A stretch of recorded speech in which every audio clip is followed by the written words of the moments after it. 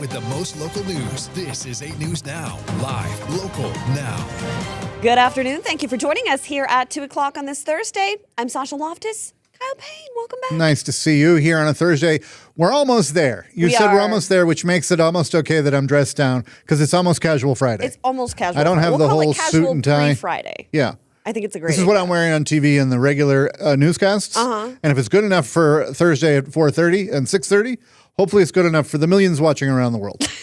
Exactly. The billions. Billions. Billions. Millions and billions. Everyone in every country.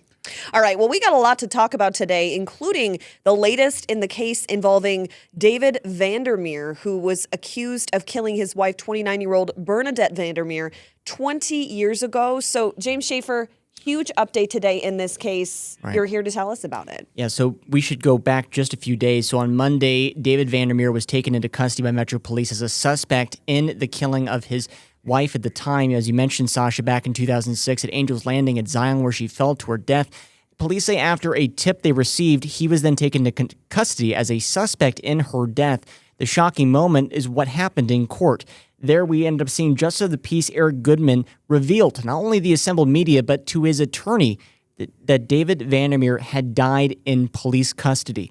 That shock rippling through the courthouse, and it has revealed new questions. Something we should mention is that there is a family behind this, the victim's family, Bernadette's family, who we did speak to previously about the reactions. Now, we should mention this is before they found out. We did speak to them today, but this is sound from them yesterday about reacting to the arrest. I sense the evilness of the guy. You know, he disturbed me, you know. And now I'm finding out all this stuff. Yeah, he was a wolf in sheep's clothing. He certainly was. That's what he was. And Bernadette was suspicious of him then, a couple of years before. So I know you might have some more questions about this, but one thing I want to say is we do have some idea of what happened both from yesterday to this morning. One of the things is that police say, and I should mention their press release, they don't say Vandermeer's name, but they give the age, and this is Vandermeer, essentially, saying an inmate in custody, 49 years old, had self-inflicted injuries at the jailhouse, was then taken to UMC yesterday. Today, he's dead. All right. Wow. So what's your story at 4:30? Or 4 o'clock, 4, 5, and 6. So one of the questions we've had is how many inmates die at the jailhouse and how many inmates die in police custody. Something we found is that it's around 10 to 15 on average for the past 3 years. They're required by state law to give these biannual reports saying how many inmates have died. One odd thing is that 0 of them were suicides, which is not in line with what the Department of Justice says is the most common type of death in jailhouses. Interesting. Oh, sorry. So you'll have the latest on that. And then Joshua Piguero, who was in court when all this happened, correct, this morning. So he's speaking with Bernadette's family again today. Right. And one thing we can tell you, and I'll just tease this so you can see more of it tonight, they say that, you know, they were glad in their view that justice was about to be served. They also said that they were not looking forward to going to court. We'll have their reactions to the fact that they won't. Yeah, Joshua wrote in. He said that they're in shock of how quickly things have changed in 48 hours. They went from being elated to the man's arrest, now confused over his death, but that him dying brought some form of justice. So we'll hear that. You guys have team coverage at 4, 5, and 6. You both do a fantastic job. Thank you for joining us, James. Yes, thank you so much, James. All right, well, now turning to the latest in the case involving Henry Ruggs, we know that he was denied bail, Kyle. Right. Was that a week or so ago? Now we know why. We talked, you and I, and at some point, Vanessa and I and Daryl Harris talked at length about the parole board denying his first crack at parole. We know he got a pretty sweet deal, just a few years for the drunk driving death of Tina Tintor and her dog. They died a tragic, terrible death. He got, I think, 3 to 12 years. He was denied. It says there he was denied bail, but he was denied parole from prison. And it seems that what happened was the parole board considered 2 reasons: the impact of the crime, the victim in the community, and apparently he broke a rule in prison. We do not have on the record what that rule was, but it says he was removed from a community supervision program during his incarceration. And you would think if someone was going to get parole on their first try, you'd have to be a model inmate. Now, he was low risk. He did go serve some of his time working in the governor's mansion. And while his offense severity is high in parole risk assessment guidelines, a recommendation in this kind of a case is that he does get out after his first or second hearing. So perhaps were it not for that rule that he broke, he might be out. And the second hearing is expected to be held in a year. And one would think if he remains to be a model prisoner, which was one of the guidelines from the parole board, that you might see Henry Ruggs out. We will see in a what year or happens so. there. So, like you said, a year until another decision could be made. Right. So, And when we did talk at length, Daryl pointed out that, he may have a football career ahead of him. which is, I mean, you got to think about the community impact, like you said, and her family, how hard that is for them. Yeah, that was a horrible situation, a horrible night. It was a horrible, horrible case. All right, well, turning to the latest, the anniversary of the overturning of Roe v. Wade. This happened 4 years ago yesterday. So there was a gathering yesterday evening talking about, advocates for women's health, talking about how really that landscape has changed since that's been overturned. So keep in mind, here in Nevada, abortion rights and women's health protected under our Constitution. So it hasn't really made a huge difference here in our state, but 22 other states around the country have bans on different abortion, different things like that. So we did hear from an advocate last night. I believe that laws must honor humanity, not diminish it. Right. That showing up for women who have been silenced, shamed, and sidelined is not optional. It is an actual calling. Again, abortion rights protected here in Nevada, but not the case for other states around the country. So, of course, those protests, those gatherings have been happening for the past 4 years. But that was kind of a significant one to mark 4 years since that overturning by the Supreme Court. This is one of those issues that I think will not finally be decided during my lifetime. Yeah. I think for this sure. will be going on forever. Definitely. It's a dispute no one seems to be willing to give on. 100%. Well, turning now to the airport. Oh, sorry. No, I was going to say another tense story. Yes. On a completely different level. Can bring it down a little. Was tension at the North Las Vegas airport. So Clark County officials attending a pilot meeting for the first time since some of this controversy broke. A growing dispute over the future of hangar leases. Owners worry they're being pushed out by the county. Clark County Department of Aviation stopped by the VGT Hangar Owners Group meeting at North Las Vegas to hear their concerns, and I guess it got emotional. Emotions ran high. It didn't take long for tensions to escalate. We were there. Let's see a little bit of what happened there. By spending $106,000 on an outside consultant to develop a reversionary policy in the middle of negotiations, their actions speak louder than their words. That consultant's there to help us understand what the rest of industry is doing across the country at general aviation airports. This is a common thing happening across the country. So there you hear a little bit of both sides, and pilots packed the room demanding answers. At times, people weren't even waiting for the microphone before voicing their concerns. This story has a lot of good background that you can find on our website. Our reporters have been covering this, but you don't see that at a community meeting about airport hangars very often. So No. that makes it in and of itself an interesting read. Definitely. And it seems like the crux of it the pilots are saying this new policy could lead to the county eventually taking ownership of the hangars that they've paid for, correct? So when their lease is up, things could change, it expires, and then they eventually get pushed out. So it seems like that's kind of the sticking point there. And who would think such a tiny little airport and such a major controversy? Yeah, definitely. Let's get Daryl Harrison here. Daryl, I'll chime in just a tad bit because James also spoke on this during the 10 a.m. and James has been one of the this was James' story originally. Jessamine did it yesterday. Jessamine Wolk. Both of them fantastic at what they do. Correct. But yes, the North Las Vegas airport, much more of a recreational versus, commercial airport. Yeah. So he refers to he used the term hobbyists for the side of the personal flyers and the personal pilots who were like, hey, this space is a space that we've adopted a lot. We cover a lot of stories that are up there, and it's never the airline, it's never anything like that. It's always like individual focused. So this is becoming like a turf war almost. Yeah. It's ours or is it yours? It's a good thing you're here, Daryl, because guess what? Question of the day. That's where you need all three of us. Yay. And there we all are. Kyle's favorite. And I don't know what it is today. And Kyle, don't feel bad about dressing down today. Oh, good. I look younger, I think. Yes, you got a nice haircut too. Yes, thank you. Got a lovely beard trim. I did. Looks fantastic. Makeshift Union. It's my guy.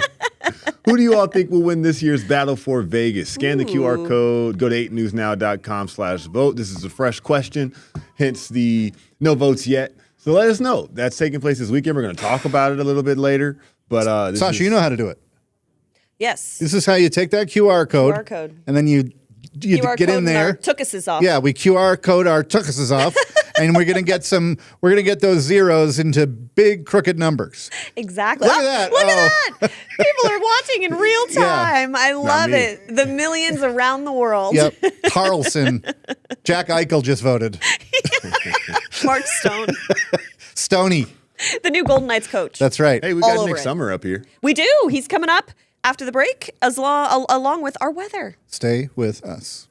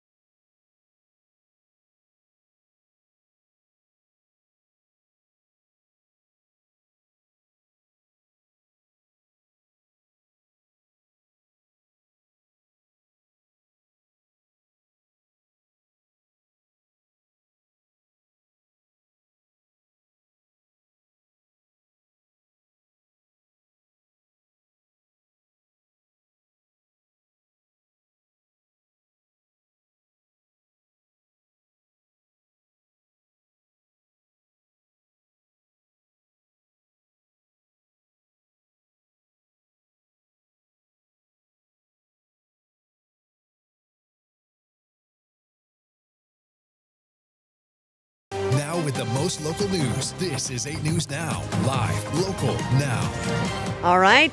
Question of the day. Now Wait. it's time to get to our weather. That's why I'm doing this. Yes, 'Cause because it's it's a little toasty out. Yeah. But can we do it in unison? This could be an Olympic sport. You need one of those fans, that yeah, this is an Olympic sport. Yeah. Well, what were you doing there? Cotton candy? No. Is this the cotton candy? the old fashioned fans where you literally just do this Well, and you with the yeah. Well, we talked about that. The peacock kind of. yeah. Peacock That thing. one. Yeah, sure. So look, weather-wise, right? We're Yes. going to do this weather, but let me tell you, I fool myself every year into thinking that when it goes down from today to 107, and then suddenly it's going to be 95 or 92 next week, that we're out of that. We're out of it. No, it's just a little respite, if little you will, dip. before yeah. Who are we talking to? Nate? Nate. All right. What a difference 24 hours makes. Remember all the cloud cover, the humidity, some wet, damp roads. Didn't even make 100 yesterday. Well, here we are with nothing but sunshine. We're going to be back to triple digits, although, can you see those clouds in the upper left of your screen? that is the wind that is going to be blowing into town here over the weekend. Your weather headline, yep, the rain's gone, the wind is on its way, no wind alerts. There is a red flag warning from the National Weather Service that runs from 11 tomorrow morning until 11 Saturday night, mostly for the, obviously not here in town, but if you're in the outdoors. And the temperature roller coaster, we're going to be taking a big ride here. So after 97 yesterday, how about 105 today? A few degrees above normal. Low this morning so far has been 82. The storms that we had yesterday, they're almost already out of Arizona and New Mexico, but that next round of wind is on its way. For today, though, and for your family and friends, big-time storms in the middle of Kansas. Death Valley had the hotspot for the nation yesterday at 116, a little area that they say is a sinkhole on the Utah-Idaho border called Peter Sinks at 8,000 feet. Woke up to 29, the cold spot for the country. After 105, very windy. We're going to be seeing temperatures at 102 tomorrow, but then dropping back into the 90s, only to go back to triple digits once the wind goes away. Lots to keep track of as the Streamcast rolls on. See, there's that little dip you're talking about. Yeah, it's like, oh, it's better. No, it's not. 95 is like winter. Just kidding. Oh, yeah, we Sean. have a prop. This is what I was talking about. Can you feel that? Thank you, Sean. Yep. See, You've just got keep that doing movie that for star the rest trying to move of your hair a little bit. Yeah, and it's like the Herbal Essences commercial where Well, now I'm doing it actually does feel nice. Nate did a fine job. He did. He did. Even though we didn't get to see his face, but we heard his voice. You know, he was here in spirit. All right, so now we're talking about No, you do that. about the Lake Mead Mind your dive own team. business. Okay. I'll just do this. Like, you know, the blinders. Okay, so the dive team operation suspended out at Lake Mead because they're essentially doing some more training. This started 3 weeks ahead of Memorial Day. So Lake Mead listed at the top of the deadliest national parks in the country with 18 people who died last year. So the decision essentially is they're trying to up those safety requirements. So they're pulling that dive team to get them more training. There is a dive team with Metro that can be called in if needed. But Denise and I were saying yesterday that, you know, it's kind of not the greatest time to do this. Because you're always name dropping. You mean Denise Valdez? Your friend Denise Valdez that you sit next to? The famous Denise Valdez. Yeah. What did Denise say? It doesn't matter. What do you say, Kyle? Well, I say Lake Mead. I love Lake Mead. I go to the It's lake great. for holidays, right? Well, it's deadly. And there's also bones at the bottom of So that there's is an that. attraction for me to go there. Anyway, we have a big story here with our man, Nick. Our man, Nick Summer. Nick Summer, Nick, welcome. I wonder if Nick can Great feel to be with the. you guys. It's Nick have has you been been on the streaming covering- before? Is this your first time? It's my second time. Second time. Nick, Okay. you've been covering a very interesting story a little bit further away. Yeah, you know, we've been covering the, me and some other reporters actually have been covering the Prim saga, if you want to call it a saga. You look a little warm. Let's not call it a saga. And, well, you know, after months of uncertainty, today the Nevada Gaming Control Board finally approved a non-restrictive license for Terribles to assume all operations of the 3 casinos in Prim, Whiskey Pete's, Buffalo Bills, and Prim Valley Casino and Resorts, which is the only one open right now. But some key takeaways. So starting July 1st, Terribles will assume all responsibility for all operations. And I talked with Ed Hurst, CEO of Terribles. He told me that their plan right now is they want to reopen Whiskey Pete's and use it because it was, you know, part of the iconic community there in Prim, but also Buffalo Bills, they want to reopen, but that will be used just for special events, special occasions. So the goal right now is, they actually said July 4th they're targeting. So Okay. pretty ambitious So timeline. to did get it that. close? So no, Prim Valley Casino and Resort is still open. I actually went in there earlier when I was in Prim, and it's kind of like a half a casino. So like half of the slots aren't working. There's maybe 10 people in there. I don't believe you could stay there overnight right now. Okay. But you can walk in and play the slots. But the goal is to have it fully operational. You know, they saved roughly over 300 jobs. Wow. With at the Desert Oasis Apartments, we talked to some people and over the past month who, you know, were facing uncertainty. They didn't know if they had to pick up and move because the original date they had to be out of the apartments was July 6th, I believe. Nick, who did we hear from here? Ed Hurst. Let's go. From Terribles. Yeah, losing their jobs and being evicted, that's a double whammy. And it, you know, like I said earlier in the statement, Meadows and myself went out there and we were onboarding employees and we were getting hugs and kisses and thank yous and it's pretty emotional, you know. And there's a lot of great things that are going to happen out of Prim. It's not a matter about if, it's when. And it gives them the time to think about what that is, you know. So I think a big part of this too, you kind of answered this, is that they're going to get to stay in those apartments, correct? Yes. Which Well, is yeah. great. They need them to keep the operation going. Yeah, they can't drive from Vegas. I love this. I love that the Herbs saved the day. Yeah. I feel like they need to get all the credit. Mhm. I'm not going to be down the middle on this one. I think you need to say this is a great thing. Yeah, no, it is. I mean, that was. It You've been was covering sad this to from the hear that beginning, it Nick. was going to be extinguished. I know. I And know. Nick, you're getting your miles, huh? I am. Right? Getting a little sun, too. Our Good. prim correspondent. Yes. That's right. All right. You got to give him the fan. Look at that head of hair. Yeah, I need the fan. You do. That's what I need. You do. At least your hair would be able to move like Sasha's, Hey, like a movie star. I wish I had hair like that on my face. I wish I could grow a beard. Well, Oh, Or that even would a be quite mustache, something. like Oh, I our- didn't. When that Like came out, I Aaron didn't know it was a Ariano. compliment. Ariana, His yeah. mustache comes up all the time. You know, Aaron? it's kind of become its own Yeah. character. I love it. I'm worried sometimes the wind might. Blow. Overrated. Yes. Go for the whole beard or bust. Nick, thank you. That's right. We'll be right All back. right, we'll be right back.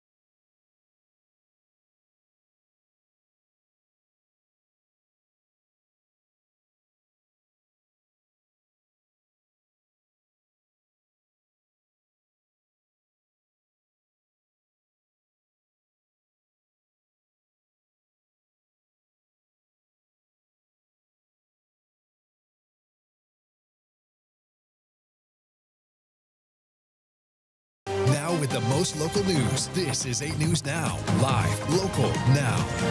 All right, it's back to Kyle's favorite part Welcome of the day. back, and it's question of the day. Yay! And now earlier we had only Jack Eichel had voted for the Raiders in the Yes. big battle for Vegas. Now Fernando Mendoza has jumped in, right? Yes, everybody. Mark Davis is all chimed in, but more Golden Okay. Knights fans, more VGK faithful Yeah, but there's good reason for that.